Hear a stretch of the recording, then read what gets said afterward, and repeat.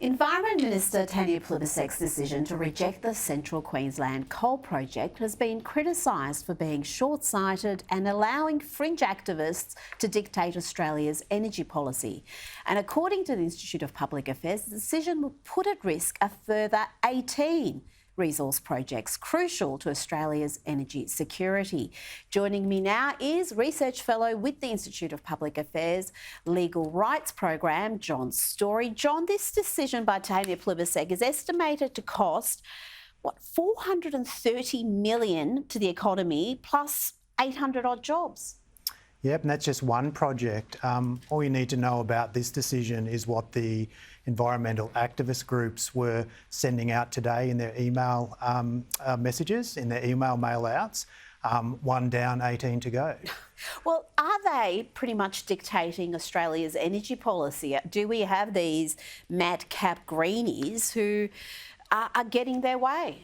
Well, those 18 projects that are on hold were held up when environmental groups launched into some lawfare and put in submissions to change the approval process. And Tanya Plibersek has kept them in limbo soon after she came into power. Good. Now, we've got a by-election coming up, a fascinating one in the seat of Aston. This is with former Education Minister Alan Tudge's resignation. It's likely to be after Easter. It is a marginal seat. How important do you think energy policy is going to be in that debate? And do you expect the Liberals to hold on, given, well, I would argue Labor are still in their honeymoon stage. It's a long honeymoon. Yeah, look. Traditionally, by-elections are tough for governments, but this has been a long honeymoon. And look, it's one of the holdouts in the eastern suburbs of Melbourne, so it's got to be vulnerable. But I do think energy could be one of those areas, that little sleeper issues. It's a hip pocket issue. I think when people are paying their bills, they're likely to start actually blaming the government for that because of the stuff we're talking about, the closing down of energy projects and failing to meet that commitment to reduce prices by $275 a year. Well, Labor did make that promise, but then the Liberals also embraced net zero. So I just wonder how much they can differentiate themselves from what the Labor Party is offering, given that they still haven't backed away from that net zero position despite getting trounced at the polls. So it'll be interesting to see how Peter Dutton tackles this one. Now to a fantastic piece from James Campbell that has caused great debate about acknowledgement of country announcements. He wrote in the Herald Sun, "The message we give ourselves by opening everything we do in public and private, by acknowledging the traditional owners of the land on which we meet and paying respect to their elders past, present and emerging, is that we are interlopers in this country. Maybe you're comfortable with that for yourself. Maybe you are even happy for your children who will never know a time when it was different, to live in an Australia where their every moment from birth to death is dogged by the message that they are not the one, but two people that occupy this continent, and only one of them has a right to be here." That is been just a piece that has really resonated with so many people. Anthony Albanese says these acknowledgement of countries are embraced by Australians, and in fact they're a sign that we're ready to embrace the voice as well. But do you think many Australians do quietly feel like James Campbell there, where they go along with this, but it makes them feel uncomfortable, it makes them feel like they're not as entitled to call this land theirs as someone else based on ethnicity?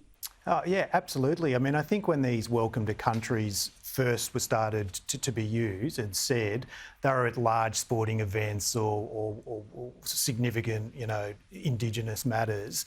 But now they've become ubiquitous and compulsory and divisive. I think they are a constant signal to people that there's two people in this country and only one of them are legitimate. And I believe that divisiveness will be reflected in this proposed voice to Parliament as well. It's not going to be a unifying thing. It's going to be a constant symbol enshrined in our Constitution that there is one group who is separate from the other group.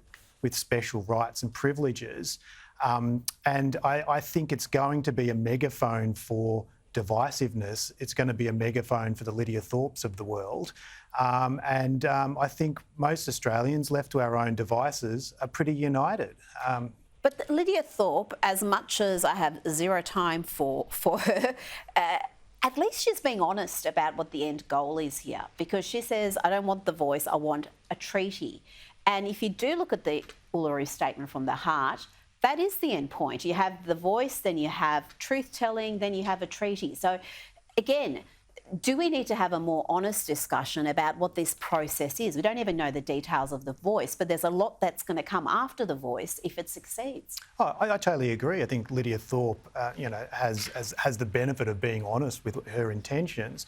Anthony Albanese is trying to play this both ways. He's trying to convince the Australian public that, look, this is just symbolic, this is just the right thing to do, this is just a polite thing to recognise Indigenous Australians. It won't have any real power. But then, when you actually look at the Statement from the Heart, it's meaningful change. Mm-hmm. It's the first step towards treaty and truth, probably a new flag. It's not in any way meant to be just a minor symbolic thing. Oh, well, constitutional change is rarely minor and to be dismissed as just an indulgence.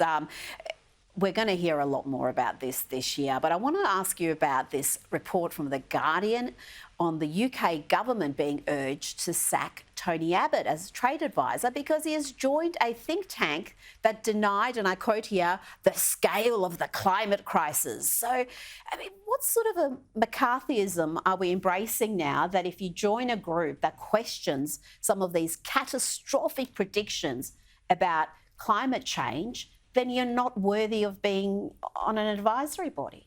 I mean, Tony Abbott is a great Australian, great statesman. Unlike a lot of former Australian politicians who take pot shots from the side, he's actually making a contribution inside the halls of London, a key trading partner.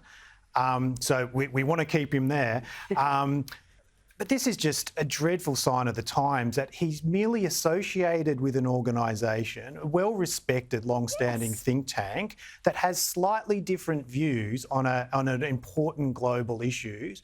And that's enough to... That's not acceptable, John. No. You are cancelled, you're deplatformed, you get sent to the re-education camp if you are guilty of this sort of sin.